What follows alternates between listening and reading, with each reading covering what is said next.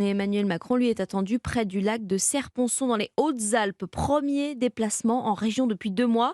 L'idée, parler d'autre chose que des retraites avec la présentation du plan eau, une cinquantaine de mesures pour gérer cette ressource menacée par la sécheresse. Et parmi elles, l'objectif d'une meilleure utilisation des eaux usées. En France, on en utilise à peine 1%. Oui, et pour comparer, c'est 14% par exemple en Espagne, un pays à la pointe en la matière.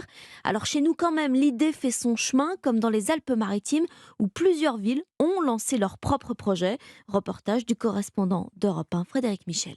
D'ici l'été, les villes de Cannes et Mandelieu vont utiliser ces eaux usées. Plus question d'attendre. David Lisnard, le maire de Cannes. On a une solution, on ne peut plus s'en passer. On est en période de sécheresse intense, on est en train de restreindre des usages alors qu'on pourrait très bien concilier écologie et activité. On a fait toutes les études sur plus de 1600 paramètres sanitaires. Nous n'avons pas un argument objectif contre, ce ne sont que des méandres administratifs, donc on va le faire. Du concret, voilà ce qu'attend du gouvernement le maire de Cannes, bien décidé à mettre en place son plan. Pour nettoyer les voiries, nos camions poubelles, irriguer nos agriculteurs, irriguer nos jardins publics. Si on veut lutter contre le réchauffement climatique, il faut bien qu'il y ait des espaces verts. Et les espaces verts, même si on adapte les espèces végétales aujourd'hui pour qu'elles soient moins consommatrices d'eau, il faut bien les irriguer. Charlène Noble est la responsable de la station d'épuration de l'agglomération cannoise. Les Espagnols et les Italiens sont en avance sur nous et avec la ressource qui devient rare, il est important de réutiliser cette eau. Chaque jour, 42 000 mètres cubes d'eau partent en mer alors qu'elle pourrait être réutilisée. 42 000 mètres cubes par jour, l'équivalent d'une vingtaine de piscines olympiques. Reportage de Frédéric Michel, correspondant d'Europe 1 dans le sud-est de la France.